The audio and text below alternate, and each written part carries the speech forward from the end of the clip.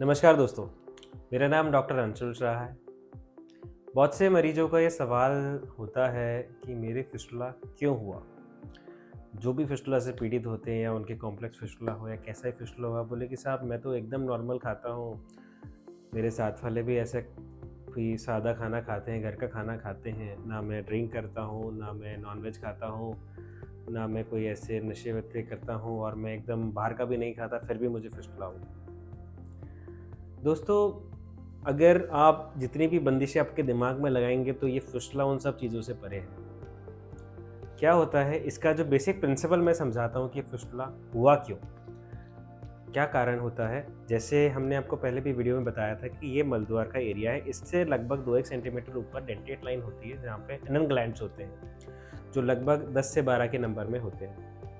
तो क्या होता है, कभी आपका मोशन हार्ड आया या कभी लूज़ मोशंस हो गए आपको, तो वो मोशन क्या होता है, वहाँ छिल देता है उस जगह को। तो जैसे ग्लैंड के ऊपर की जगह छिली, वहाँ पर क्या होता है, ये मल मल का रास्ता है, तो मल अगर आता है वहाँ, तो वहाँ ये इन्फेक्शन कर देता है कभी-कभी। ये इन्फेक्शन होने से क्रेप्टाइटिस हो जाता है, जिसे एनल ग्लैंड का इन्फेक्शन कहा जाता है। और ये जब क्रेप्टाइटिस होता है, तो धीरे-धीरे ये पूरा एक रास्ता बनाता है और एक पूरा ट्रैक्ट बन के बाहर ये पूरा फिस्टुला में कन्वर्ट हो जाता है। तो यूजुअल जो इसके कारण है वो कब्ज़ होना या मोशन हार्ड आना है और लूज़ मोशंस होना। अगर आपके मोशन नॉर्मल आते हैं तो आप रिलेटिवली ठीक रहते हैं। हमने ये वीडियो बना रखा है कि कब्ज़ से कैसे बचें, लूज़ मोशंस नहीं हो, इसका भी आप ध्यान रखें। और उसके बाद भी अगर आपके होता है तो हम लास्ट में एक स्टेटमेंट हम कहते हैं कि शायद तकदीर में लिखा था, इसलिए आपको ये फिस्टुला हो गया है। क्योंकि बहुत से लोग को जिनको अगर आप देखेंगे घर के अंदर या अपने आस-पास सराउंडिंग में, उनको कैंसर हो गया। ना वो लिकर लेते थे, ना वो नॉनवेज खाते थे, ना वो कोई नशे करते थे, ना स्मोकिंग करते थे, फिर भी कैंसर हो गया। तो ये बहुत सी बार आनुवांशिक होता है, किसी-किसी के शायद फेट में लिखा रहता है फिस्टुला होना, इसलिए हो गया है। अगर आप घबराएँगे मन में कि यार मैं ये भी नहीं खाऊँगा, मैं वो भी नहीं करूँगा, मैं ऐसा भी नहीं करूँगा, तो ऐसा कोई डरने की चीज़ ये सब नहीं है।